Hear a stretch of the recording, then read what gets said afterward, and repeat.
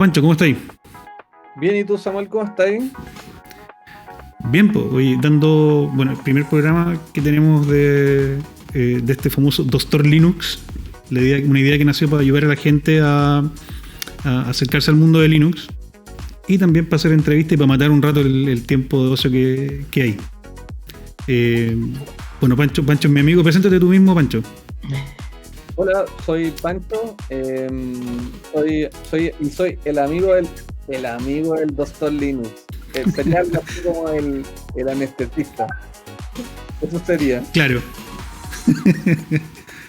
Claro, hoy estamos con un invitado, ¿cierto? Que salió, que por suerte estaba disponible, ya que Franco no pudo asistir por un problema personal, pero tenemos a Daniel Serpel, que varios en realidad, un Sansano súper conocido, lo tengo por acá.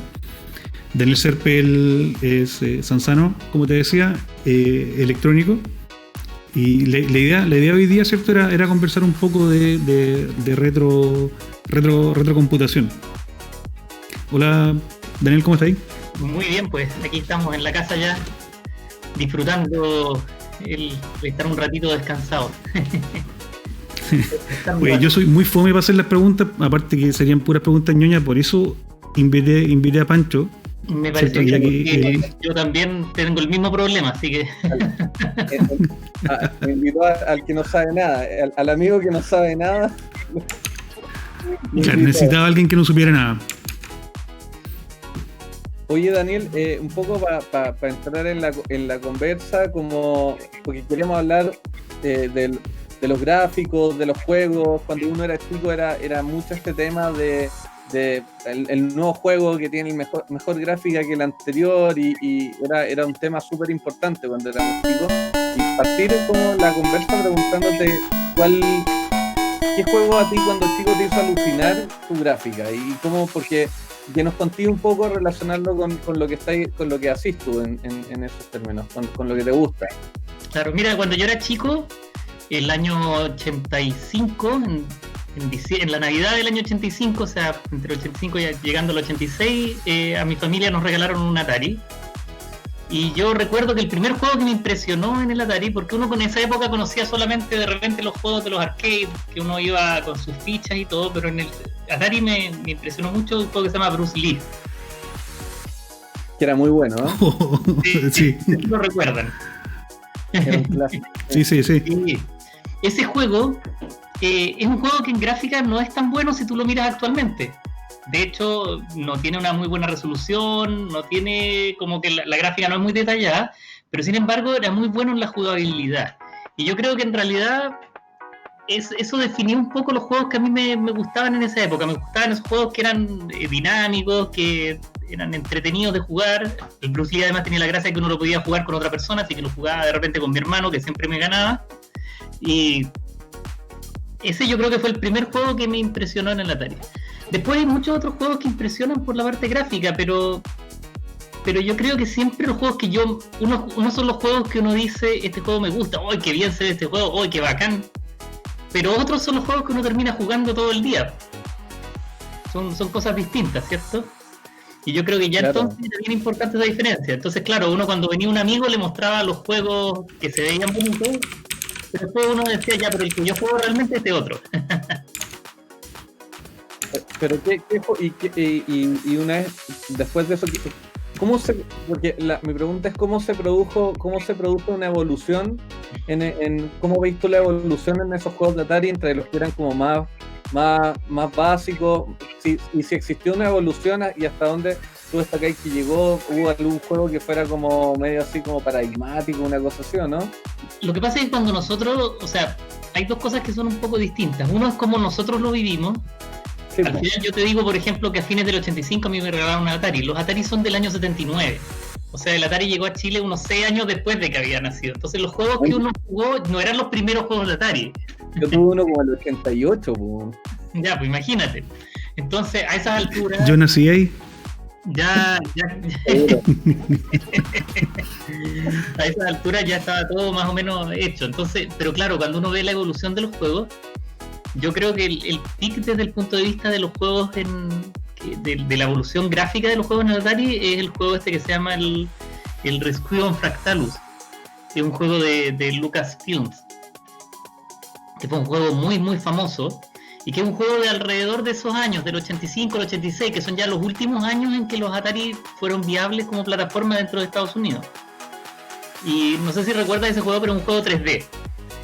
Un juego 3D donde uno navega entre unas montañas y realmente es impresionante la evolución si uno compara ese juego con un juego como el que yo te decía antes, como el Bruce Lee, son el día y la noche. Así que yo creo que igual en el Atari hubo harta evolución. Lo que pasa es que, claro, cuando uno empieza a conocerlo, el Atari, ya gran parte de esa evolución ya había sido. Ahora, el Atari tiene una segunda evolución después. Resulta que si tú ves en la historia de este computador, así como cuando llegó a Chile ya estaba decayendo el Atari en Estados Unidos, ya estaba en sus últimos años, también llegó a otros países que estaban alejados de esto, y sobre todo un país muy importante en el desarrollo de los juegos de Atari es Polonia. Y el Atari llega a Polonia por ahí por el año 87, 88, y hay una resurgencia de juegos, y hay muchos juegos de esa época también muy buenos, que se crearon para el mercado polaco o en el mercado polaco. No sé si te acuerdas de un juego que se llama The Black Lamp, que es un juego en que un monito tiene que ir recogiendo unas lámparas y moviéndose como un juego de plataforma, digamos. Y un juego que tiene una gráfica que no se compara con otros juegos anteriores tampoco del Atari. Y ese es un juego hecho en Polonia para Atari. Mira, oye, yo te tenía una pregunta, en realidad era no es tan técnica, pero sí. La idea no es enredar a todo el mundo, pero hoy en día estamos acostumbrados a los sprites, ¿cierto? En realidad ya ni siquiera eso, porque ahora es todo 3D. No hay nadie que piense así como en juegos 2D, serían retrojuegos, pero igual terminan usando cosas en 3D para emular 2D. Pero en esa época, ¿cierto? Voy a intentar compartir la pantalla. Este es el primer stream, así que voy a intentar, y creo que sí estamos en vivo, ¿cierto? Voy a intentar compartir la pantalla, una ventana que sería la del emulador que está acá, que creo que ahí se ve, ¿no? Sí. No sé si ves el Frogger. Sí. Era un juego. El Frogger de la Atari 2600 ese. Es el 2000, ese, claro, es el 2600, no es el 800. Pero igual tenía algunas preguntas porque ¿por qué alguna? Bueno, de ahí te voy a poner otro juego, pero en este juego en específico hay veces en donde la ranita se ve media cortada. Cosa que obviamente ahora no es muy. No pasa en realidad, pero en realidad la pregunta era ¿por qué pasaba? O sea, la plataforma es que el Atari 2600, que es la primera consola que se hace muy famosa en el mundo, realmente tiene una historia muy especial y muy distinta a muchas otras de las consolas que existieron después. Y la principal historia del Atari 2600 es que el Atari 2600 nunca se hizo para hacer juegos de este tipo originalmente. Eso no lo sabía. Fue básicamente, es la evolución del Pong. El Pong es un juego en que existía una paleta con una pelota y los jugadores jugaban con esta paleta y esta pelota. Entonces es una consola que tiene características muy muy básicas y donde el juego más avanzado que alguien pensó que se podría hacer en esta consola era el Space Invaders. Entonces la mayoría de los juegos que existen para 2600 y que son un poquito mejores realmente aprovechan cosas de la consola que nadie se imaginó que se iban a poder hacer. Por ejemplo, una de las limitaciones que tiene esta consola del 2600 es que tiene solamente 128 bytes de memoria. Entonces con 128 bytes de memoria no es posible ni siquiera tener una pantalla entera que se pueda modificar. Mira, por ejemplo, el 800 voy a parar el audio. de memoria. Ahí sí. El 800XL tenía 64 kilos de memoria. Ya, perfecto. 64.000 contra 128. O sea, es que piensa lo siguiente, 128 bytes son 128 letras. Toda la maquinaria del juego tiene que caberte en 128 letras. Todo el estado del juego. Entonces, así de limitada era esa plataforma, el Atari 2600. Oye, pero aún así habían juegos como bueno, la gente lo está viendo, te lo voy a mostrar yo a ti, como el Solaris. O sea, No sé si... hubo muchísimos juegos para el Atari 2600. ¿Viste? Sí. Ese es un típico juego que nadie hubiera pensado que se podía hacer en un Atari 2600. Ya, ¿y por qué? O sea, ya, sí, yo creo que casi todos entendimos, o por lo menos las personas técnicas, el por qué, ¿cierto? Y es que tenéis muy poca memoria. O sea, tú me estás diciendo que tienes que colocar los gráficos, los efectos de sonido y la lógica del juego y, No, ¿en cuánto? no ¿128? exactamente. No exactamente. Lo que pasa es que este tipo de consolas, igual que la mayoría de las consolas de esa generación, tienen dos tipos de memoria. Una es la memoria Ajá, que es la RAM, que es la que estamos hablando, que es la sí. memoria que guarda el estado actual del juego. Y otra es la ROM. En la ROM es mucho menos limitada de los Atari 2600. Un juego como este utiliza una ROM de 2 kilobytes, que igual es súper poco para los estándares actuales, pero ya por lo menos te permite tener más gráfica, más otras cosas. El problema es que en realidad Ajá. los juegos que puedes hacer no son muy complejos en el estado que puedes guardar. Y el otro problema es que la consola además tiene unas características de gráfica muy, muy limitadas. Por ejemplo, las gráficas normales puedes tener solo 40 píxeles horizontales en toda la pantalla. Todas las gráficas que tú estabas viendo ahí, las palabras, etcétera, están hechas usando sprites. Están todas hechas usando simplemente pequeños, ¿cómo se dice? ¿Cómo se diría? Un sprite, pero son pequeños bloquecitos gráficos y el computador la tiene que estar moviendo continuamente para que aparezca en distintas partes de la pantalla y el usuario no se dé cuenta de ese movimiento. Oye, Daniel, ¿y porque lo primero es una consola como lo conocemos, o sea, como las conocemos hoy día, qué sé yo, joystick, cartridge conectado a la tele.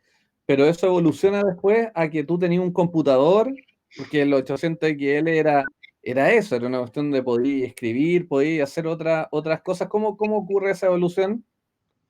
O sea, que la evolución esa ocurrió porque es una evolución más comercial que de otra cosa. El Atari 800 está basado, la historia del Atari 800, que es el que nosotros conocemos, el 800XL, es la segunda generación de estos, es la siguiente. Cuando el Atari 2600 se hizo famoso y los tipos empezaron a vender algo, harto, la gente que lo diseñó dijo, debemos de diseñar ahora la evolución siguiente, la siguiente consola.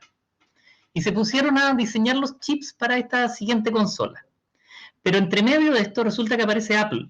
Y Apple le va súper bien vendiendo computadores. Entonces el dueño de Atari dice, oye, ¿para qué vamos a vender consolas si lo que hay que vender es computadores? ¿Podemos transformar esta consola que ustedes están diseñando, transformarla en un computador? Y así es como nace el primero que se llama el Atari 400 y el Atari 800, que son, eso es más o menos como el año 79 al mercado. O sea, lo que hace es que el dueño de Atari, que en esa época era Warner, decide, dejémonos de hacer consolas porque total con el Atari 2600 nos está yendo súper bien, hagamos computadores para competir con Apple, que es el que está dominando el mercado. Atari nunca le fue muy bien finalmente con los computadores a todo esto, o sea, nunca fue de los grandes en la venta de computadores, pero sí tuvo suficiente venta como para ser conocido y llegó a muchos países como Chile, que llegó el Atari, digamos, y se hizo popular. Ahora, O por sea, lo que mismo, era como un mercados pobres, así como una cosa así. sí, no sé exactamente. Yo creo que en esa época, como el mundo no era muy conectado, llegaba como que el importador se le ocurría traer este modelo y lo traía y después cuando ya todos tienen un computador, todos quieren el mismo porque quieren ser compatibles con ese. Porque los juegos que compras son para ese.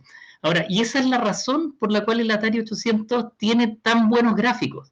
Es porque no fue diseñado originalmente como un computador, fue diseñado con los chips que lo hicieron, fueron diseñados para hacer una consola. Esa consola finalmente Atari la sacó al mercado y le fue súper mal, que es una consola que se llama la Atari 5200, que es justo el doble de la otra que se llama 2600.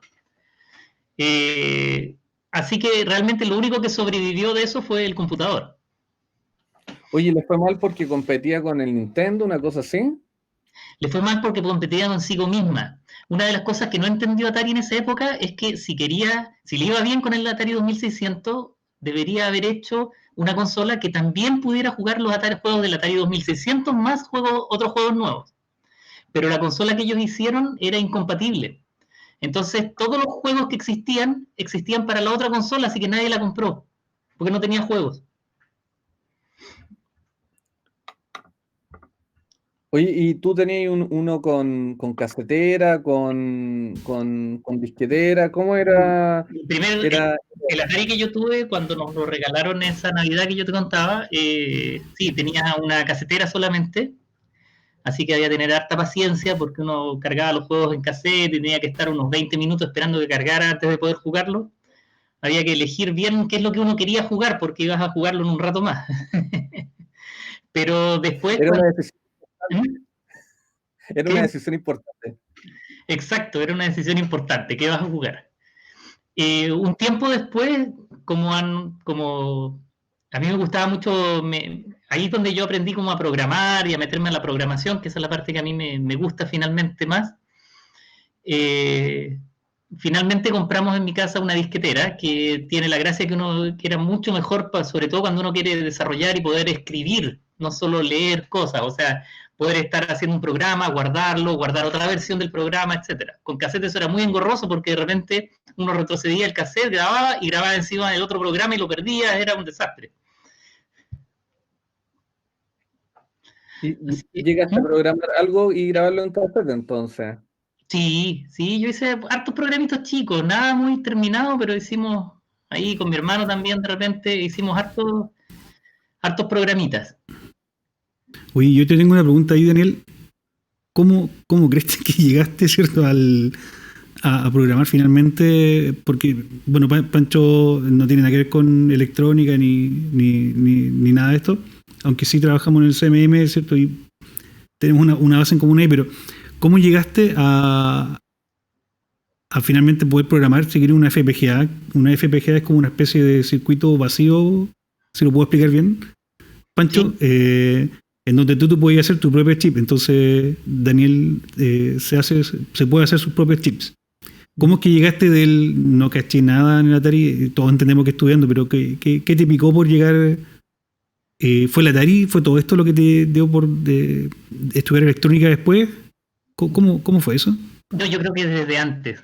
Cuando yo era De antes. chico, sí, cuando yo era chico, como que uno veía en la tele, los típicos programas de la tele, etcétera, los computadores, y a mí me fascinaba eso de que existiera algo que era un computador y que se podía programar y que podía hacer las cosas que uno le dijera. Entonces ya de antes de tener el Atari, para mí era como, wow, yo quiero hacer eso, yo quiero poder hacer un programa, quiero poder usar estas máquinas. Entonces, claro, cuando tuve el Atari, al tiro me metí de lleno cómo se hace, cómo se programa. Y claro, al final, tanto interés hace que uno empiece a aprender, sobre todo cuando uno es chico y tiene harto tiempo. Oye, ¿y comprabais revistas? Como había como un Icarito de la programación.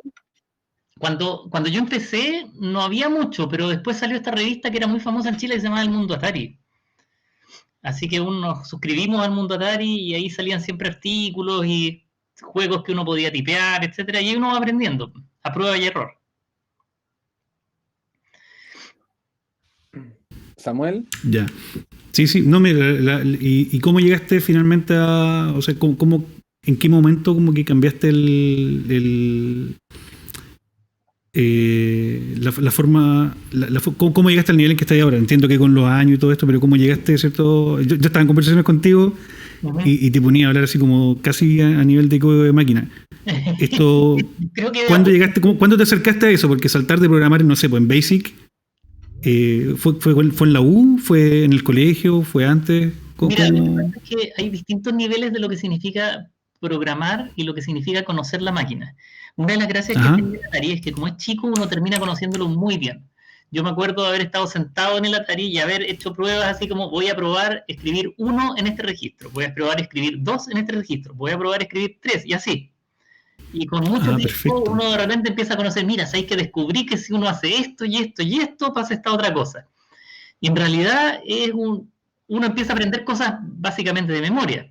Asimismo aprendí en el Atari a programar el lenguaje máquina. Yo me acuerdo al principio de haber hecho unos programas que como yo no sabía hacer iteraciones, en vez de hacer por decirlo ahora, uno hace un loop que tiene 10 iteraciones y en las 10 iteraciones hace lo mismo, yo escribía 10 veces el mismo pedazo de código para que lo hiciera 10 veces. Y una vez mi hermano me dijo, ¿y se puede hacer esto 100 veces? Y yo le dije, claro, pues escribámoslo 100 veces. Y escribimos 100 veces hacia abajo y lo hizo 100 veces el computador. Entonces, Sin copiar, pegar. Claro, sin copiar pegar, había que escribirlo las 100 veces. De veras. Entonces, después, yo creo que cuando uno es chico y tiene ese nivel, y como el Atari, como te decía, es muy simple, uno puede hacer todo ese tipo de pruebas, y al final aprende a costa de probar y probar y probar. Lo que uno después, en la universidad o cuando ya más grande, uno empieza a aprender es como la parte formal y la parte de cómo realmente había que hacer las cosas. Uno estudia algoritmos y dice, oye, mira, se podía haber hecho esto de una manera mucho mejor. Hay alguien que ya pensó cómo hacer esto mejor. Ahí, claro, te da la experiencia y te da el poder mejorar y hacer las cosas mucho mejor. Entonces son dos capacidades completamente distintas, creo yo. Una es la capacidad de como que meterse y aprender todos los detallitos, que yo todavía hoy las recuerdo mucho. O sea, yo de repente recuerdo, mira, ese era el Atari, el registro 559. Cuando uno escribe un 34 en el registro 559, la pantalla se queda bien. Eso es algo que yo todavía recuerdo porque lo aprendí cuando era chico y ahí queda en alguna parte de la cabeza. Que grababa fuego ahí. Claro, pero lo que uno después aprende en la universidad o ya estudiando más formalmente estas cosas es cómo hacer correctamente las cosas, cómo hacerlas de manera eficiente, cómo hacerlas de manera rápida y cómo entregarle un formalismo a eso también, cómo medir lo rápido, lo eficiente, etcétera. Ahora, una de las gracias es que los computadores actuales son tan poderosos, tan grandes, que todo este formalismo tiene sentido. En el Atari podrían muchas de estas cosas no haber sido importantes. Como yo te decía, escribir 100 veces el código y que para que algo lo haga 100 veces, todavía se puede. Pero en un computador actual uno puede hacer algo, repetirlo 10 millones de veces y no lo voy a escribir 10 millones de veces para que lo haga, ¿cierto? Sí, claro. Oye, y la... Dale, Samuel. Dale, Pancho, la mía más técnica, la tuya. Dale, después yo quiero cambiar de tema. Ya, no, si la última pregunta con respecto a eso, o sea, básicamente, tú decís que, claro, si hubiese nacido, no sé, ahora, la complejidad, o sea, ni en broma podríamos hoy en día, ¿cierto?, entender todo lo que tiene una CPU antes, ¿cierto? Una CPU era muy simple. Así es. ¿Cierto? Bueno, sí, claro, muchos informáticos entendemos de esto, para que la gente se haga la idea, en realidad los computadores ahora tienen muchas CPU dentro de la propia CPU.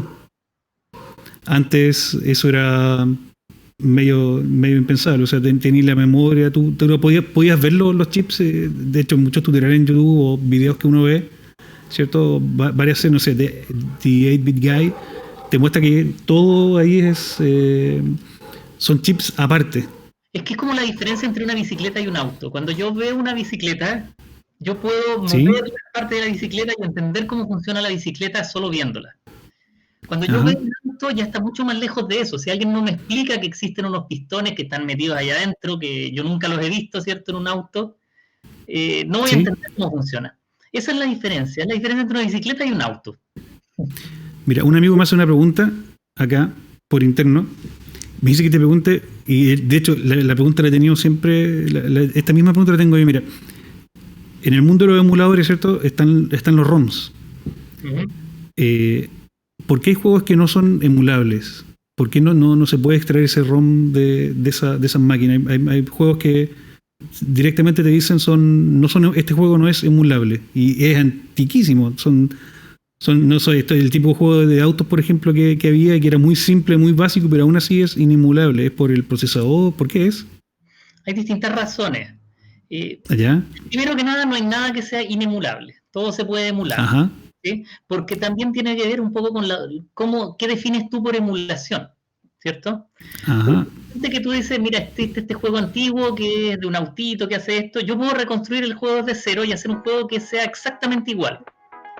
¿Sí? Puedo hacer un juego, aunque yo no tenga nada del código, puedo programarlo y juego un juego al lado del otro y digo, oye, mira, los jugué uno al lado, pero fíjate que en el juego original cuando yo me movía a la derecha se movía a tal velocidad, en el juego que tú programaste es distinto, se mueve más lento. Y yo lo corrijo y finalmente, con mucho tiempo, yo podría hacer un juego que reimplemente completamente el juego original, ¿cierto? Entonces, mucha gente me va a decir, no, pero tú no estás emulando el juego. Tú hiciste otro juego que es igual, ¿cierto? Pasa un poco lo mismo con los emuladores. Yes. Los emuladores no son el juego original. Cuando yo tengo un emulador como el que tú pusiste ahí en la pantalla del Atari 2600, no hay un Atari 2600 dentro de ese emulador. Hay alguien que claro. el cómo se comportan los chips cómo él cree que se comportan los chips, cómo interaccionan entre ellos y cómo al leer el código del juego puede hacerlo que funcione tal como funcionaba el original. Pero no es una copia exacta del original, nunca va a serlo. Entonces, generalmente Perfecto. cuando se dice que un juego es no emulable, hay dos razones. Una es que hay juegos antiguos que son muy simples y que no tenían una CPU, que eran simplemente circuitería básica. Por lo tanto, para emular ese juego en el nivel que se emulan otros, tienes que simular esa circuitería y eso generalmente no tiene mucho sentido y por lo tanto no se hace. Y la otra razón por la que hay juegos que son inemulables es porque son simplemente inescrutables.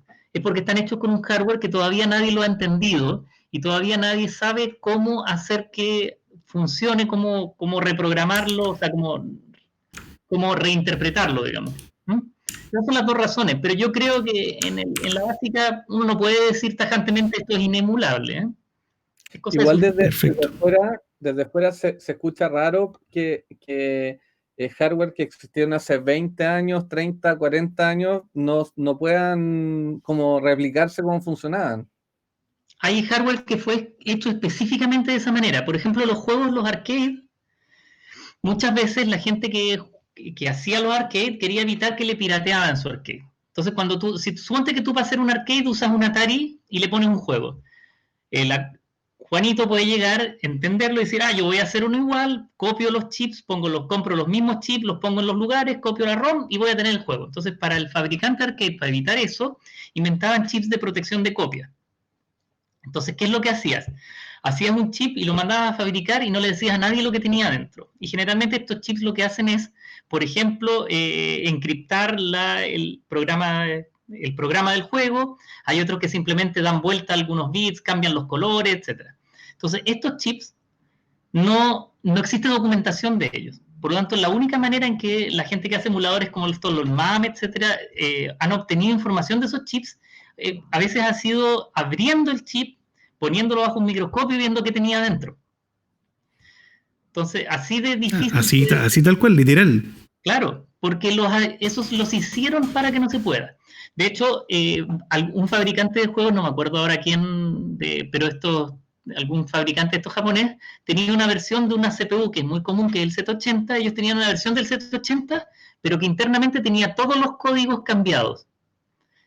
Entonces era la misma CPU, pero con los códigos cambiados. Por lo tanto, tú si querías copiar el juego, no podías copiarlo porque no podías comprar esa CPU. La única que la podría comprar era el fabricante del juego.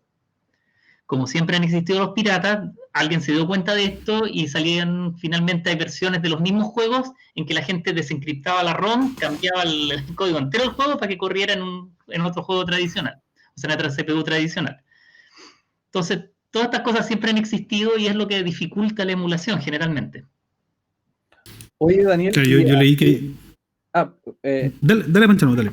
Quería preguntar un poco porque en la época también del Atari, que fue la conversa original, había otros competidores, como, no sé, el Commodore 64, que tú te enterabas que existían porque cuando cargabas el juego, Option Start y prender atrás, ¿cachai? Y después Return, te salía abajo cuando siga cargando, qué sé yo.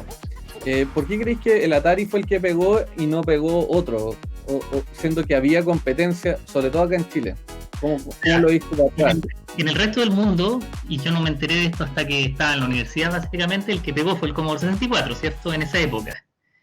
Principalmente el Commodore 64 porque era más barato que el Atari. Y sobre todo para las capacidades que tenía, fue el que fue más conocido en Estados Unidos y en Europa. ¿Por qué el Atari fue común en Chile? No lo sé realmente. Yo creo que tiene que ver porque en esa época era Coelsa, la empresa que lo traía a Chile. Yo creo que ellos hicieron un buen marketing, trajeron harto y después convencieron a todo el mundo qué es lo que había que comprar. Y como te decía, cuando ya tienes una masa crítica y además otra de las gracias que había en el mercado en Chile en esa época es que nadie compraba un juego, era todo 100% pirateado. Entonces lo que tú querías era el juego o sea, necesitabas el mismo computador que tenía tu amigo si es que querías poder piratear los juegos de tu amigo. Entonces yo creo que es un accidente histórico solamente el que el Atari fuera el más común en Chile. Está bueno. Con una casetera. Con una casetera, sí. Yo creo que los cabros hoy día no son capaces de imaginarse que hacíamos andar juegos en un cassette. Yo creo que no, y que tenéis que comprarte revistas para saber qué era lo que pasaba, que no estaba en internet, ¿cachai? Sí. Sí, yo tenía un amigo que tenía un Atari y teníamos que ir a, no sé, íbamos a jugar a la pelota, dejábamos cargando el juego, volvíamos y típico que había ocurrido un error en el bloque tanto y teníais que retroceder, era una paja. Bueno, ahora discuten que si le ponen un disco SSD, no sé en qué versión a las consolas o para que cargue casi de forma instantánea, que es como el cartucho al final, quieren que tenga una carga tipo cartucho a las nuevas consolas. Sí, bueno, pero yo creo que en esa época se estimulaba mucho la creatividad en realidad con esas consolas, porque no había hecho el match de que, claro, era más fácil, entre comillas, porque hoy en día llegar a programar en un PlayStation para una persona, un PlayStation, qué sé yo, en el 4, no, como que no está al alcance de todo el mundo programar en un Play 4. No, pues. Pero es que actualmente la programación es otra cosa también. O sea, actualmente la programación está más al alcance de la gente que lo que era en nuestra época cuando yo era chico. Lo que pasa es que no nos damos cuenta de eso. Porque actualmente todo el mundo, lo primero que hace desde un celular a un computador, etcétera, es abrir un navegador. Y los navegadores son plataformas programables. Y son mucho más poderosos que cualquier otra cosa. Y programando en JavaScript, que es un lenguaje relativamente simple, mucho más complejo que el BASIC de esa época, pero relativamente simple, uno puede hacer líneas, gráficos, juegos, etc. Y eso está disponible para cualquier persona en cualquier parte. Entonces, yo creo que han cambiado las plataformas, han cambiado la manera en que uno ingresa a esto, pero si alguien tiene interés, tiene mucho para aprender actualmente. Mucho más que lo que había en nuestra época incluso. Oye, aquí hay un comentario interesante en el chat. Dice Fernando Flores, dice que había un programa de radio que tiraba los audios de los juegos. Así es, uno tenía que grabar. Decían, vamos a tirar el Montezuma hoy día a las 3 de la tarde. De las 3 a las 4 vamos a estar Montezuma. Entonces uno llegaba, preparaba su cassette y cuando empezaba el horario, uno ponía rec ahí para grabar en el cassette y grababa el juego. Así que era pirateo a nivel nacional. Por broadcast. Sí, exactamente. Sería impensable hoy día, pues, ¿cachai? Una práctica parecida. Sí. O sea, claro, tenéis plataformas de distribución de contenido así, pero que te lo entreguen por la radio, igual. No sé, yo creo que si se lo digo a explicar a mi hijo, tendría que tratar de explicarle primero que cómo pirateaste un juego desde la radio, de la radio. ¿Cachai o no? Pero sí, es lo mismo, insisto, no es distinto a lo que hay ahora, porque ahora la gente piratea un juego de Internet, y Internet es como era la radio antes. Internet es la plataforma de distribución de contenido. La radio es una cuestión obsoleta actualmente. Los cabros chicos sacan la información de Internet, no de la radio. Ven las noticias en Internet, ven todo lo que sucede, ven su música a través de Internet, etcétera. Entonces descargar un juego por Internet es lo mismo. Pues sí, de todas maneras, como que la piratería también, la misma industria se encargó de que no ocurra tanto, ¿eh? Porque le contaba yo a Pancho que yo juego con mis hijos a un juego, el Fortnite. Ya soy un boomer rata sería, algo así. Pero efectivamente no se puede, para empezar no se puede piratear el juego, porque es gratis. Sí. ¿Cachai? Pero te venden tonteras, te venden un baile. ¿Cachai? Tú no terminás comprando el juego, terminás comprando un baile. O tampoco te venden las armas, ¿cachai? Las armas son para todo el mundo igual. Entonces llegamos de un punto en donde, claro, teníamos que piratear para poder tenerlo porque era muy caro el juego a un negocio de microtransacciones al final. Sí, bueno. Y bueno, y lo que decías tú, que la plataforma lo tiene todo, y cuando lo tiene todo, ¿sabes? Yo con ellos, ¿por qué juego? Porque es la forma que tengo, bueno, están lejos, pero también en vez de hablar por teléfono, mejor jugamos y conversamos a la vez, pues. O sea, yo tampoco me imaginé cuando estaba en el colegio. Cuando estaba en el colegio estaba el príncipe de Persia, el Mario, estaba el Super Nintendo. Saliendo del colegio estaba el Super Nintendo. Que jamás nunca me imaginé.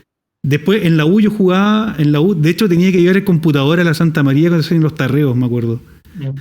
Y ahí podía ir a hacer juegos, claro, pero eran en área local. Y claro, también podía ir, me acuerdo que algunos tenían como un servidor de audio y todo eso, pero ahora podía hablar con cualquier persona en cualquier lugar del mundo mientras estáis jugando. Sí, pues. Y podías elegir con quién hablas, si hablas con tu equipo o con todo el mundo. ¿Quieres escuchar el audio de todo tu equipo o solamente del subequipo al que tú perteneces? Es como bastante más compleja la cuestión ahora desde el punto de vista logístico, mover todo eso, ¿cachai?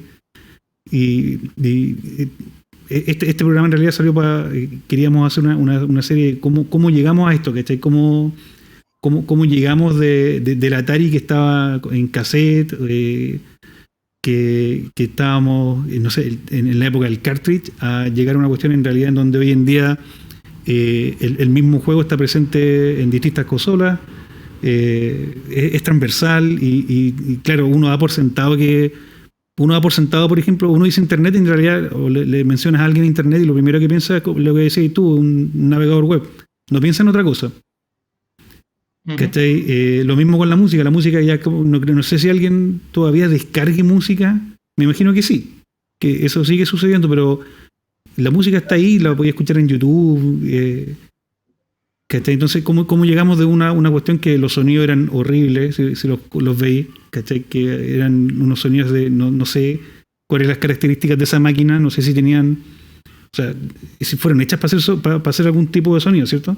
Claro. El Atari, el 2600. Sí. Pero claramente no para escuchar música, pero era para que sonara nomás, ¿o no? Sí, bueno, lo que pasa es que por limitaciones del hardware, uno de los peores problemas que tienen las consolas antiguas es que son desafinadas. Y es porque tienen muy pocas Eso te iba a comentar.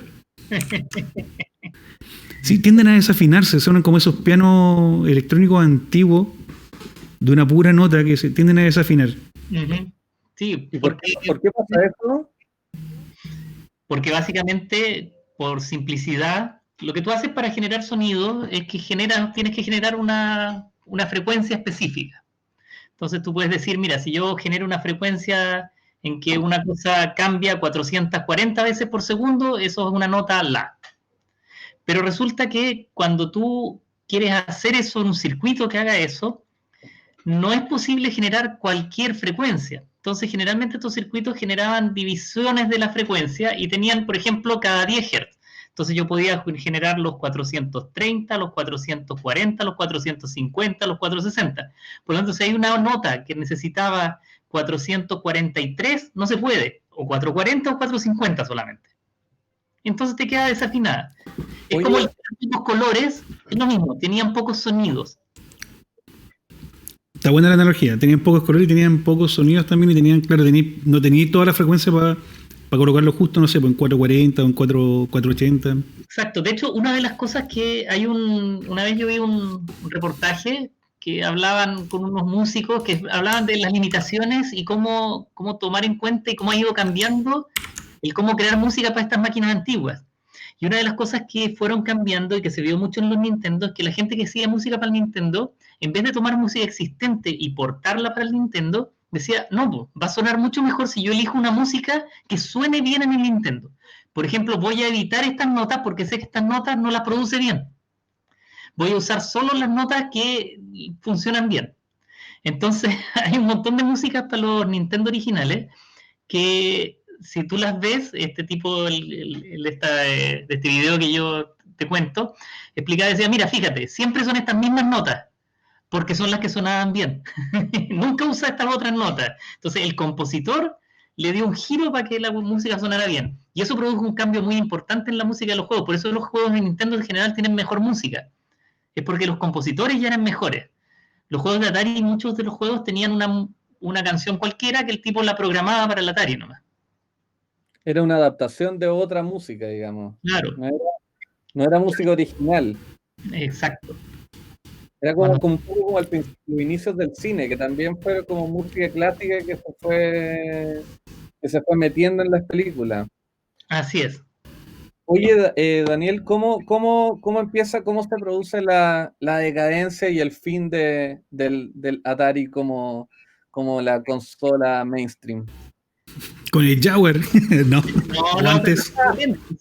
O sea, en Chile es divertido porque hay una época por ahí, por finales de los 80, principios de los 90, o no, yo diría por ahí por el 95, 96, donde el PC empieza a dominar todo. Pero hasta antes de eso, los Atari eran lo que podías comprar más barato para tener juegos. Entonces la gente seguía comprándolo. Y hay un momento en que de repente muere el Atari en Chile y empieza a aparecer PCs por todas partes y ya todo el mundo tiene PCs. Pero yo creo que es en el momento en que el PC empieza a ser suficientemente barato nomás. Claro, ahí hay una cuestión de precio, pero también fue desplazado en términos de juego por los Nintendo y este tipo de consolas, ¿o no? Yo me imagino que sí, pero yo tenía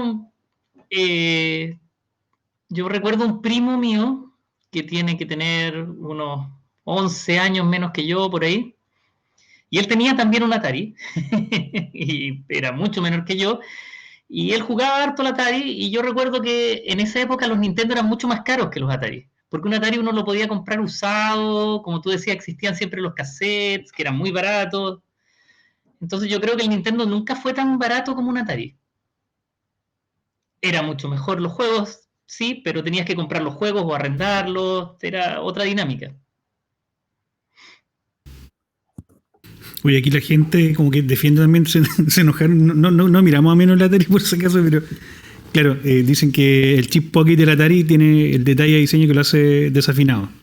Dice Will Mausman. Y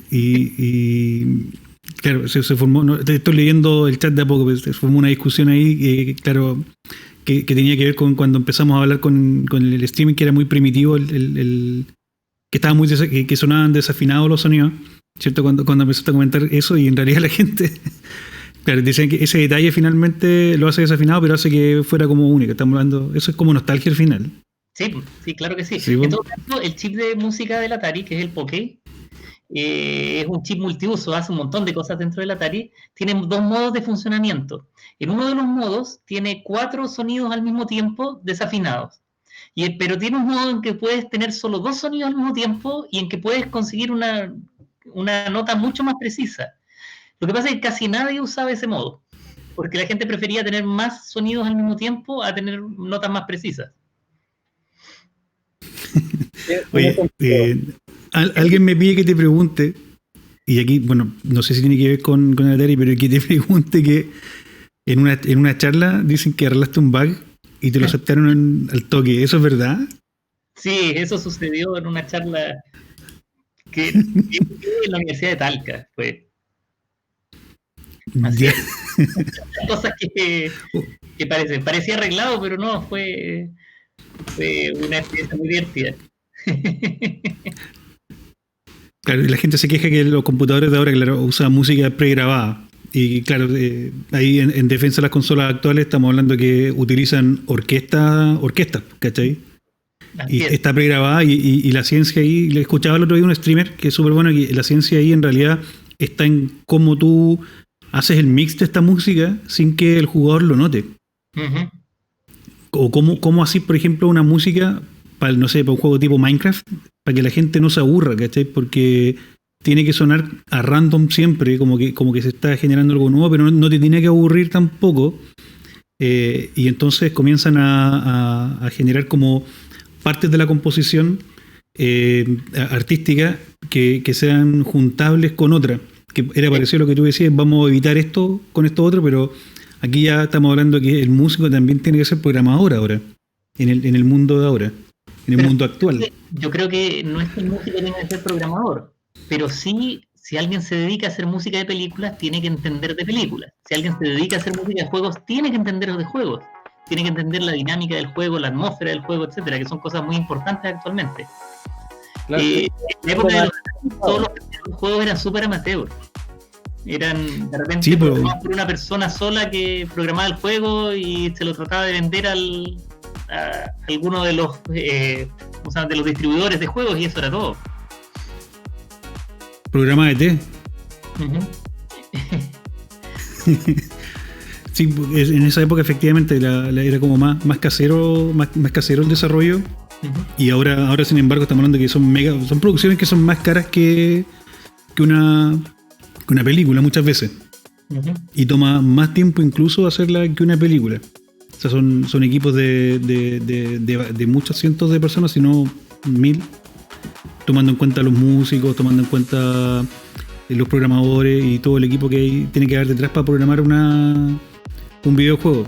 Así es. En contraste con los juegos que tenían que apelar a, ¿cierto? a la diversión solamente en esa época. Ahora la gente habla acerca de la trama de un videojuego. Yo me acuerdo que desconecté un poco los videojuegos cuando empezaron a hablar de decir que tenéis que usar como casi todo, tenéis que tener 2 manos o 3 manos, perdón, para poder jugar el juego, ¿cachai? De hecho, ahora tomo el PlayStation y me doy cuenta que tiene un montón de botones, pues tiene más botones que los que veo en la mano yo tengo.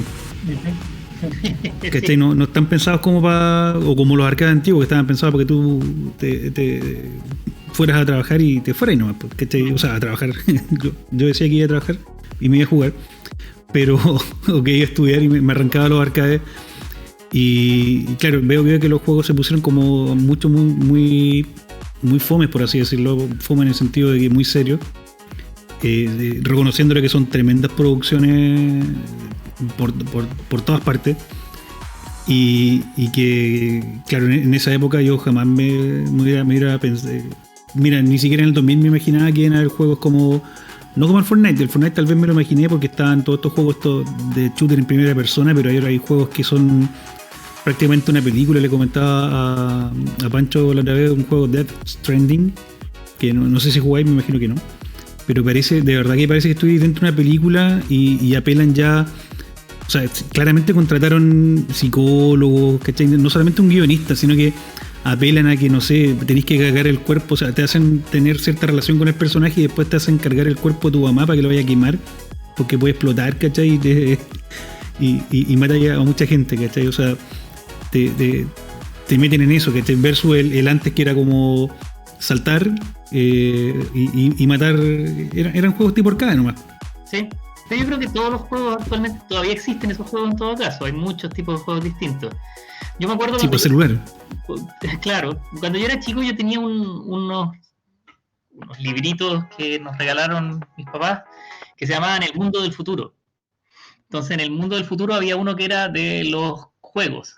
Entonces salían, estos son los juegos actuales y así van a ser los juegos en el futuro.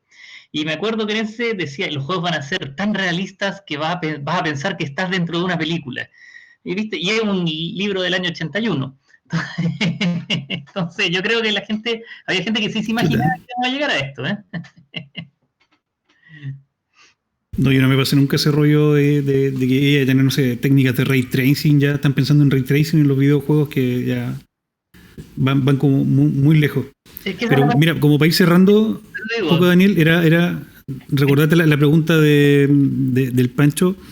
El Atari fue muriendo y siendo desplazado porque en realidad dicen acá algunas personas dicen que como que a Chile llegó muerto el Atari.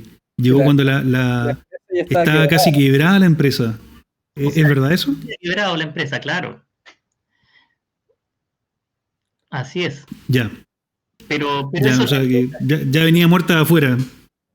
Lo que pasa es que Atari tuvo una historia ahí en que bastante mala desde el punto de vista del negocio, porque Atari era una empresa independiente de juegos y después la compró Warner, y Warner nunca supo bien qué hacer con esta empresa hasta que finalmente estuvo a punto de quebrar.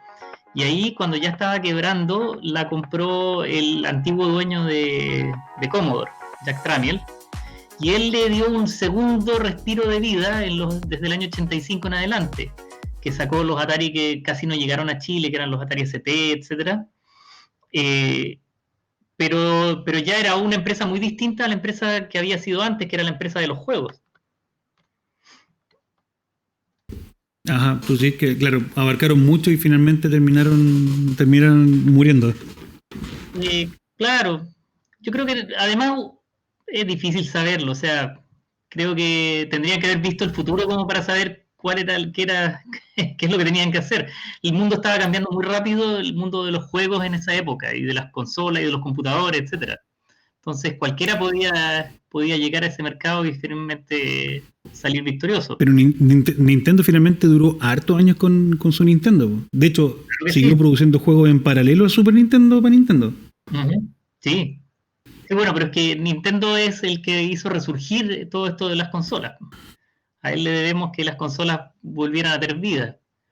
Y al mercado japonés también, que es el que también seguía invirtiendo en las consolas. Claro, ellos se definieron desde siempre como una empresa de juegos. Sí. De hecho, creo que vendían juegos de carta antes de vender consolas.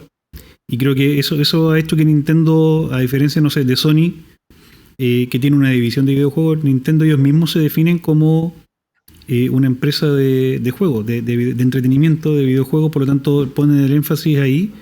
Y esa es la diferencia que yo veo entre las consolas, no sé, pues, en el PlayStation o la Nintendo PlayStation 4, ¿cierto? Y la Nintendo Switch, que es como bastantes consolas más atrás, pero sin embargo el producto pelea y le gana muchas veces a un producto tecnológicamente superior. Pero es que ahí está lo que yo te decía al principio. El que gana al final es el juego que te gusta jugar, no el que se ve mejor. Claro. Es verdad, es verdad. Oye, Daniel, se nos acabó el tiempo, así que te queremos dar las gracias por participar en esta primera versión de... Gracias a ustedes, pues. Muchas gracias Daniel. Gracias Pancho también por apañar. Bueno, vamos a estar haciendo estos live una vez a la semana con entrevistas. La próxima semana intentaremos saltarnos a la siguiente generación de consolas, que no sé si es Nintendo o Super Nintendo, Daniel. Ahí. No, ahí. El Nintendo es un poquito superior al Atari, así que se podría decir que es la siguiente generación. Ya, y ahí vamos a invitar a alguien entonces que sepa jugar harto Nintendo. Bueno, la Nintendo es tan buena que, insisto, yo tengo una de estas consolas retro Atari y no la pescan los cabros chicos. En cambio, la Nintendo sí la pescan. ¿Cachai? O sea, es increíble lo que decís tú, que en realidad los juegos son... lo que vende es el juego. O sea, es muy buena la consola de esa época. Estamos hablando del 80 y no sé cuándo en la Nintendo. Que hace que todavía los cabros chicos jueguen, ¿cachai? No veo eso en un Atari. Mis recomendaciones entonces, Bruce Lee, Montezuma. Oye, muchas gracias, Daniel, y supongo que nos veremos en Oye, otra consulta, Doctor Linux, ¿o no? Sí, por supuesto, nos vemos la próxima semana, ¿cierto? En este mismo canal. Y bueno, saludo a Wilman y a Fernando Flores que están ahí conectados, haciendo todavía preguntas. Nos vemos la próxima semana. Ya, pues. Hasta luego. Chaito. Chau, chau. Daniel, muchas Chau. gracias. Gracias a ustedes.